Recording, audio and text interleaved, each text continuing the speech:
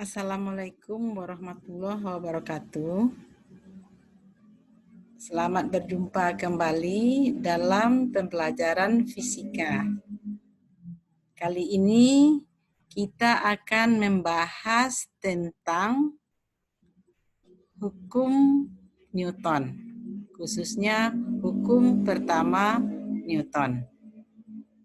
Ya, silakan simak dengan baik dan perhatikan poin-poin yang dibutuhkan. Nah, sekarang kamu perhatikan, kita lihat hukum pertama Newton.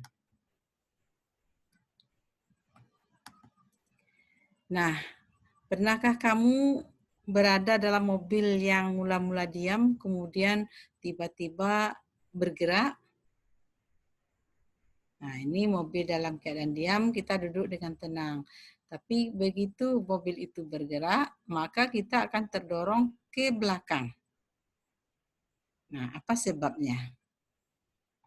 Nah, kemudian kamu perhatikan juga ini, ya.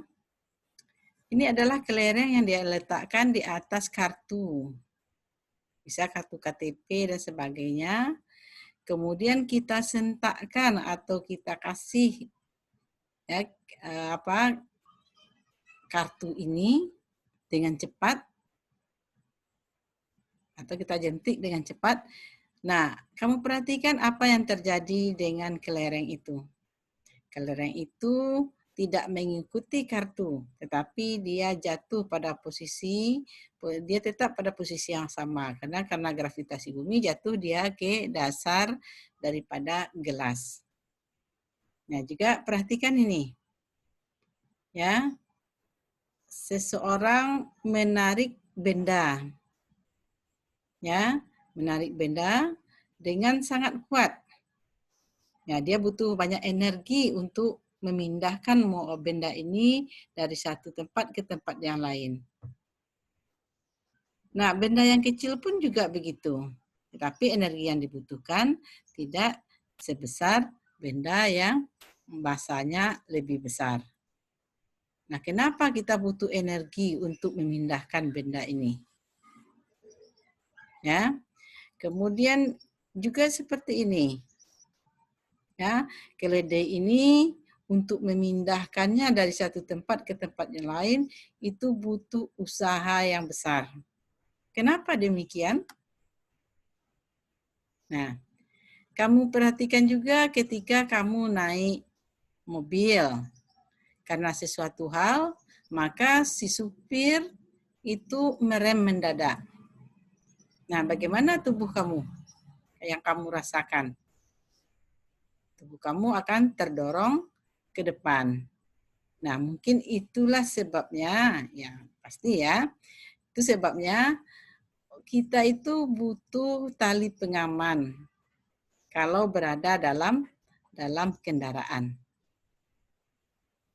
Ya, supaya kita tidak terpelanting ke depan. Nah, seperti ini kita terdorong ke belakang, ini disebabkan karena tubuh kita itu mempertahankan keadaan diamnya. Ya, dipaksa bergerak, dia tetap diam. Sehingga efeknya kita terdorong ke belakang. Kelereng ini jatuh ke bawah. Jatuh ke dalam gelas. Ini disebabkan karena kelereng juga mempertahankan keadaannya. Ya, benda yang ini, benda atas meja ini sulit untuk dipindahkan karena dia juga mempertahankan keadaannya. Keledai ini sulit kita tarik karena dia juga mempertahankan keadaannya. Nah, kalau keadaan kita sedang bergerak, tiba-tiba direm, maka tubuh kita cenderung terdorong ke depan karena mempertahankan keadaan bergeraknya tadi.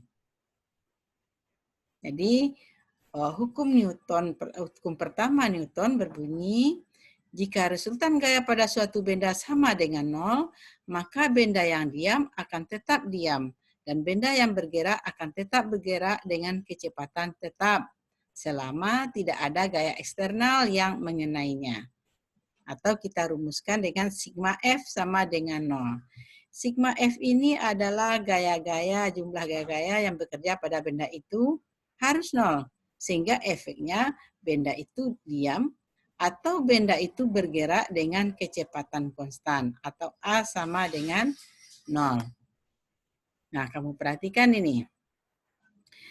Menara ini miring beberapa derajat, tetapi dia tidak patah. Nah, kenapa tidak patah? Karena sang insinyur sudah merancang bahwa gaya-gaya yang bekerja pada menara ini sama dengan 0. Kemudian kamu perhatikan juga bangunan yang tinggi ini.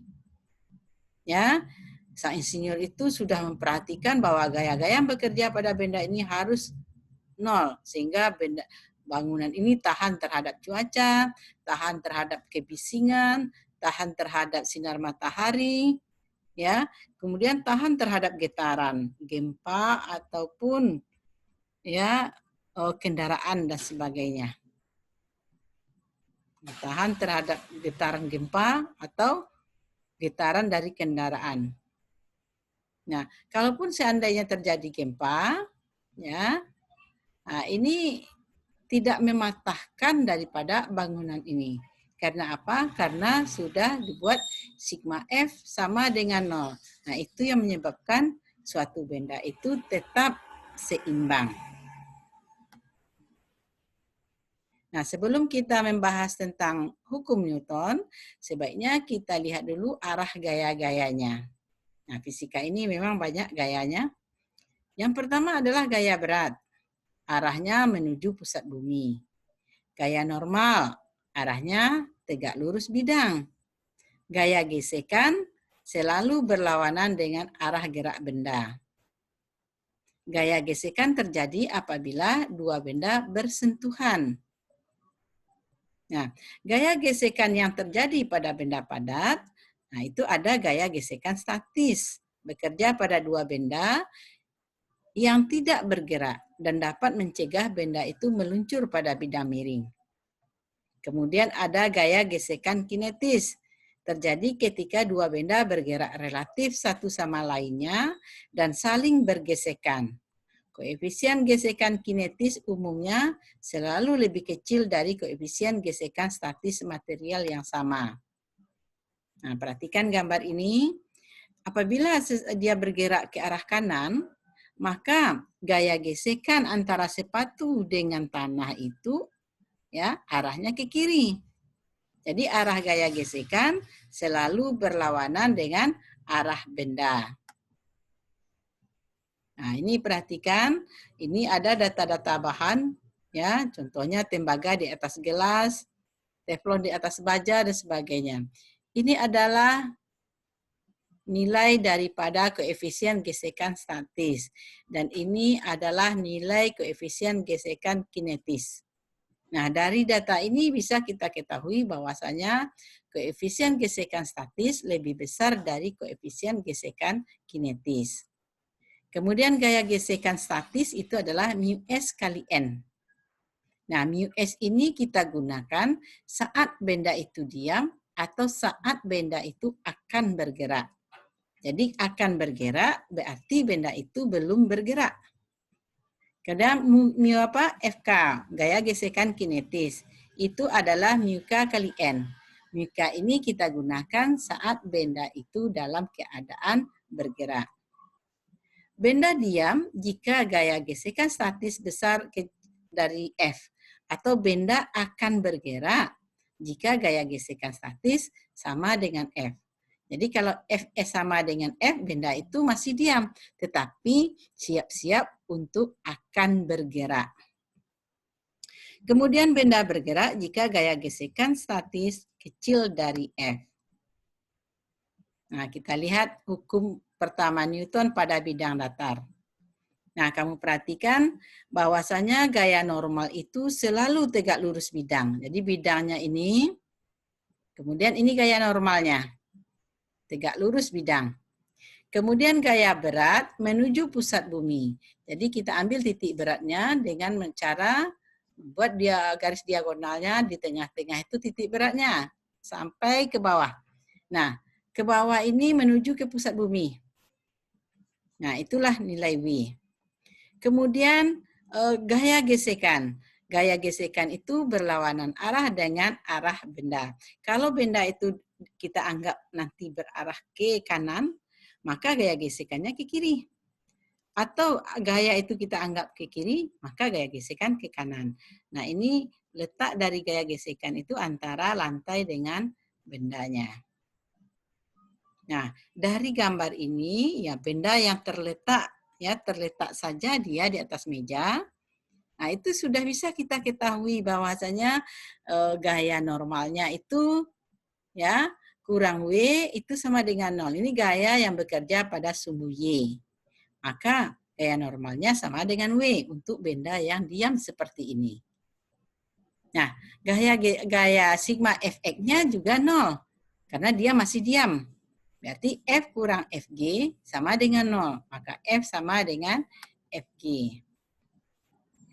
Mobil yang diam di parkir saja, nah ini sudah bisa kita ketahui bahwasanya gaya beratnya menuju ke bawah, gaya normalnya menuju ke atas. Sehingga N kurang W sama dengan 0. Nah, sekarang benda ini digantung dengan tali. Kemudian tali itu ditahan dengan gaya F. Nah, ini efeknya pada benda itu bekerja gaya berat, kemudian gaya tegangan tali. Nah, gaya tegangan tali itu terjadi karena gaya F. Nah, F itu kita tahan sehingga benda ini tidak bergerak.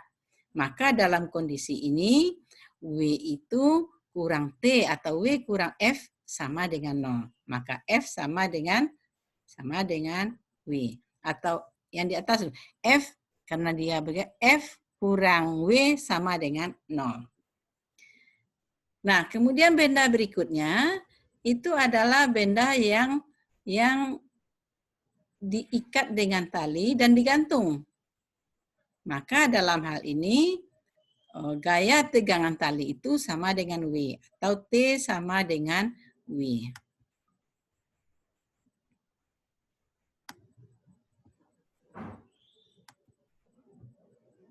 Nah, sekarang hukum Newton pada bidang miring.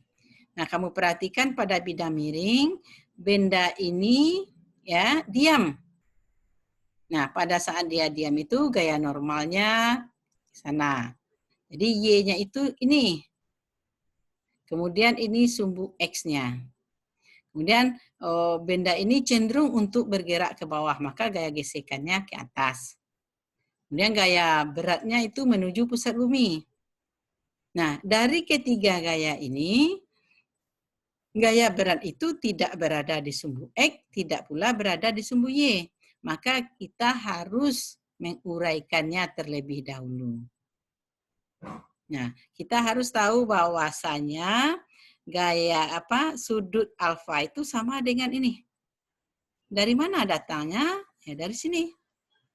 Segi 4 kita bagi diagonalnya, maka yang berseberangan, yang titik-titik itu adalah alfa. Kalau kita bagi 2 lagi, atas bawah, ya kiri kanan, maka yang titik-titik ini berseberangan dengan ini. Ini adalah alfa seluruhnya. Nah, alfa yang ini sama dengan ini. Alfa yang ini sama dengan ini. Makanya ini kita sebut dengan W cos alfa, dekat dengan sudut. Yang di depan sudut itu ini adalah W sin alfa. Tetapi W sin alfa ini bisa kita proyeksikan ke atas. Sehingga ini menjadi W sin alfa. Nah, setelah kita uraikan gayanya, baru kita lihat sigma Fx sama dengan 0. Karena benda cenderung turun ke bawah, maka kita memulainya dari ini. W sin alfa kurang Fs sama dengan 0. Maka W sin alfa sama dengan Fs. Kemudian pada sumbu Y, ya sigma Fy sama dengan 0. Maka yang di atas N kurang W cos alfa sama dengan 0. Maka N sama dengan W cos alfa. Jadi N itu selalu berubah-ubah tergantung dari keadaan soalnya. Nah, sekarang kita lihat hukum pertama Newton pada bidang vertikal. Nah, coba kamu perhatikan. Ini misalnya adalah papan tulis dan ini adalah penghapus. Ya, penghapus. Kalau misalnya penghapus itu kita tahan dengan gaya seperti ini, ya, nah, maka kita bisa menggambarkan seperti ini, gayanya ke sini. Kemudian pada papan tulis itu ada gaya berat ke bawah, ada gaya normal tegak lurus bidang, kemudian seandainya ini terlepas oleh kita, maka benda itu cenderung jatuh ke bawah. Maka gaya gesekannya ke atas. Nah, seperti ini. Maka kita dapatkan bahwasanya yang X itu adalah N kurang F. Sehingga N sama dengan F. Kemudian yang Y itu adalah Fs kurang W. Sehingga kita dapatkan Fs ini, gaya gesekan itu sama dengan W. Kemudian kalau kita buat seperti ini, kita tahan penghapus itu dengan gaya F dari bawah ke atas. Nah, berarti kecenderungan benda itu bergerak ke atas, maka gaya gesekannya ke bawah. Nah, kita bisa menguraikan gaya-gaya itu, ya, gaya normal tegak lurus bidang, gaya berat menuju pusat bumi. Kemudian benda ini cenderung naik ke atas, maka gaya gesekannya ke bawah. Nah, sama dengan bidang miring tadi, F ini tidak berada di sumbu X. Nah, X ini datar. Kemudian tidak berada di sumbu Y yang vertikal. Ya, sehingga harus kita uraikan terlebih dahulu. Ini yang dekat dengan sudut kita buat F cos alfa. Yang jauh dari sudut ini kita proyeksikan ke sini adalah F sin alfa. Sehingga sigma Fx-nya adalah N dikurang F cos alfa sama dengan 0. Maka nilai N sama dengan F cos alfa. Sedangkan sigma Fy, nah yang di ke atas ini, F sin alfa dikurang dengan W dikurang dengan Fs. Sehingga kita dapatkan F sin alfa itu adalah W tambah Fs.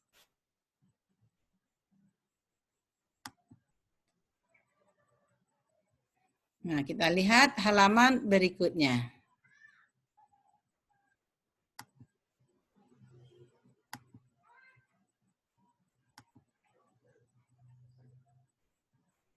Kita lihat contoh, ya. Contoh soal pertama. Sebuah balok bermassa 2 kg terletak di atas lantai kasar mobil, ya, mobil bak terbuka dengan koefisien statisnya 0,4 dan koefisien kinetis 0,1. Nah, berapa percepatan mobil tanpa menggerakkan balok ini? Nah, tanpa menggerakkan balok ini. Berarti balok ini dalam keadaan diam. Nah, berapa percepatannya sehingga balok ini tetap dalam keadaan diam? Nah, pertama kita lihat gaya-gaya yang bekerja. Di sini ada gaya normal, tegak lurus bidang, kemudian gaya berat. Sehingga N sama dengan W, sama dengan mg. Nah, itu sigma Fy. Nah, sekarang dalam soal yang dimintanya percepatan, berarti berhubungan dengan sigma Fx. Nah, mobil ini bergerak ke kanan dengan gaya M kali A. Nah, kemudian balok ini kalau dia bergerak ke kanan berarti gaya gesekannya pasti ke kiri. Seandainya dia bergerak. Nah, gaya gesekannya ke kiri. Sehingga kita gambarkan seperti ini. Nah, karena balok tidak bergerak berarti sigma Fx sama dengan 0. Fx itu adalah MA kali kurang Fs sama dengan 0. Sehingga MA sama dengan Fs. Kalau kita pindah ruaskan. Maka A adalah Fs per M. Fs itu adalah mu S kali N per M. Nah, N itu sama dengan W, sama dengan mg. Sehingga M-nya bisa kita coret, maka percepatannya menjadi mu S kali G. Ya, mu S 0,4 kali 10 dapat 4 meter per sekon kuadrat. Kita menggunakan mu S karena balok tidak bergerak. Jadi koefisien gesekan kinetis ini tidak kita pakai. Ya, tapi kalau dia dalam keadaan bergerak baru kita masukkan. Kemudian contoh soal kedua. Balok bermasa 1 kg sedang diam di atas permukaan bidang yang kasar, datar yang kasar. Nah, lihat ini, diam dia di atas bidang seperti apa itu? Oh, ini botol ini diletakkan di atas meja, maka ada gaya normal, ada gaya berat. Normal, gaya berat. Nah, kemudian seandainya dia digerakkan ke kanan, maka gaya gesekannya ke kiri. Nah, mana yang bekerja pada sigma Fx? Nah, nanti kita lihat dulu sigma Fy. Sigma Fy sama dengan 0. Berarti N kurang Mg sama dengan 0. Maka N-nya sama dengan W atau M kali G. Nah, Fs adalah mu S kali N. Mu S kali N. N itu adalah M kali G. Karena bendanya posisinya datar seperti ini. N sama dengan Mg. Kalau bidang miring, N-nya sama dengan W cos alfa. Nah, Mg. Sehingga Fs kita dapatkan 4 Newton. Ini gaya gesekannya kita dapatkan nilainya 4 Newton. Nah, berapa besar gaya tarik minimum agar balok mulai bergerak? Nah, jadi kita berapa gaya yang harus kita berikan agar balok ini akan bergerak? Kalau akan bergerak berarti masih diam. Nah, ini syaratnya akan bergerak apabila F itu sama dengan F ini. Fs ya, bukan Fk nih, Fs. Nah, sehingga F minimumnya adalah Fs. Kalau F-nya itu lebih besar dari Ff, baru dia bergerak.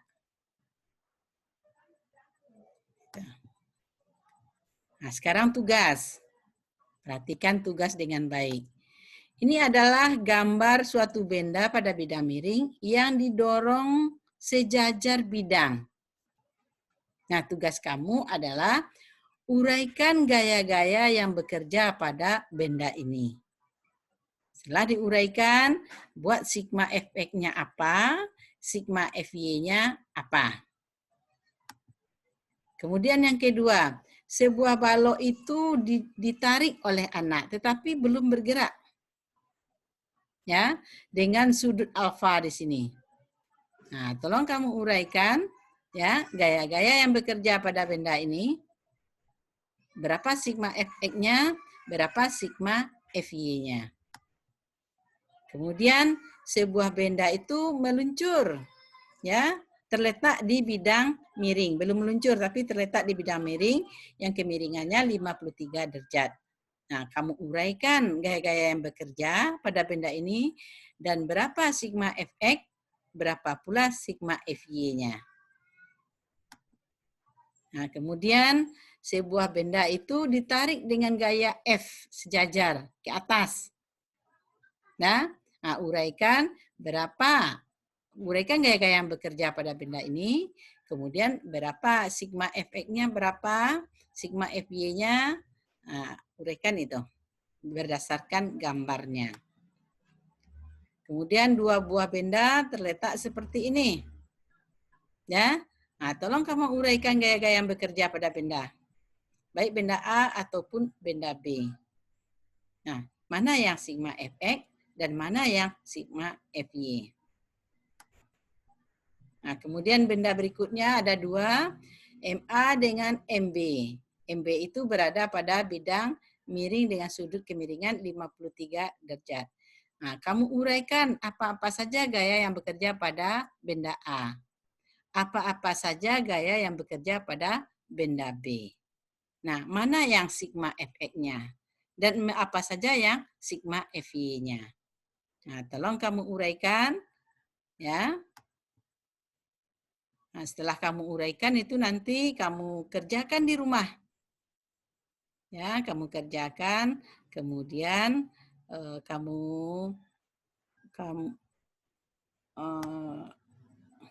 kerjakan tugas-tugas dengan baik. Ya, hanya itu yang bisa disampaikan. Nah, silakan diulang-ulang, Silakan dipahami dengan benar, kemudian kerjakan tugas-tugas dengan benar. Ya. Nah, jaga kesehatan kamu. Mudah-mudahan kita selalu dilindungi oleh Allah Subhanahu wa taala. Terima kasih atas perhatiannya. Mohon maaf kalau ada kekurangannya. Assalamualaikum warahmatullahi wabarakatuh.